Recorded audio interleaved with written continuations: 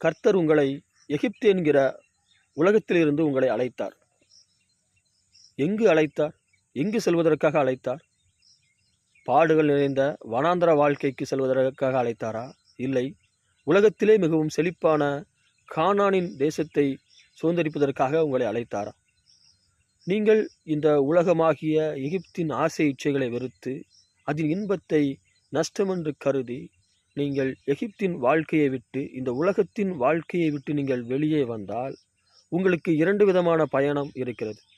ஒன்று கானானை நோக்கிய பயணம், இல்லை என்றால் நீங்கள் செழிப்பை விசுவாசிக்காததினால் வனாந்தரத்தை நோக்கிய பயணம். இப்பொழுது கர்த்தர் உங்களை வனாந்தர வாழ்க்கையிலையும் பாதுகாப்பார், வழி நடத்துவார், உங்களுக்கு வேண்டியதை தருவார். உங்கள் வஸ்திரம் பழமையாகுவதும் இல்லை. கர்த்தர் உங்களை பாதுகாப்பார்.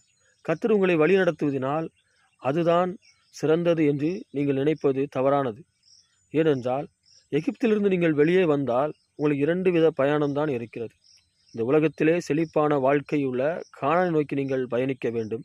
இல்லை என்றால் நீங்கள் அதை விசுவாசிக்காமல் நீங்கள் அவிவிசுவாசத்தினால் வனாந்தர வாழ்க்கைக்குள் நீங்கள் பிரவேசிக்க வேண்டும். நீங்கள் வனாந்தர வாழ்க்கையிலே நீங்கள் பிள்ளைகளை பெற்று நீங்கள் சந்ததி சந்ததியாக அங்கே இருக்கலாம். சிலர் கானானை நோக்கி பயணத்தில் அதை நெருங்கிற பொழுது அவர் மரித்தாலும் அவருடைய பிள்ளைகள் கானானின் வாழ்க்கையை அனுபவிப்பார்கள். இந்த உலகத்தில் 3 விதமான வாழ்க்கை இங்குதான் இருக்கிறது. ஒன்று எகிப்து வாழ்க்கை, 2வது விசுவாசிக்காததினால் வனாந்தர வாழ்க்கை, 3வது கானானின் வாழ்க்கை. இந்த 3ம் இந்த உலகத்தில் தான் இருக்கிறது.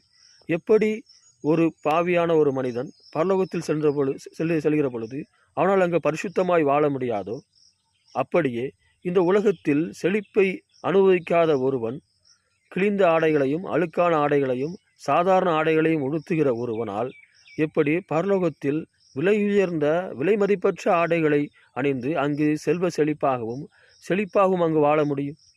அதனால் நீங்கள் இதுவரை செய்திருந்த உங்கள் சிந்தைகளை விட்டுவிட்டு, இதுவரை நீங்கள் நினைத்திருந்த சிந்தைகளை விட்டு விடுங்கள்.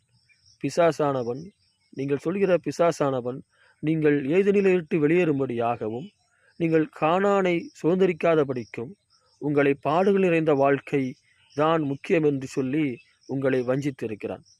நீங்கள் நன்றாக கவனித்து பாருங்கள். ஜனங்கள் அவிவிசுவாசத்தினால்தான் மோசேயும் வனாந்தர வாழ்க்கைக்குள் சென்றான். கர்த்தர் மோசேயை நோக்கி சொன்னது உங்களுக்கு ஞாபகம் இருக்கிறதா?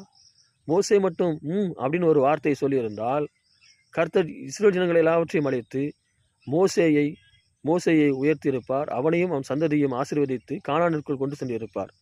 அப்படிப்பட்ட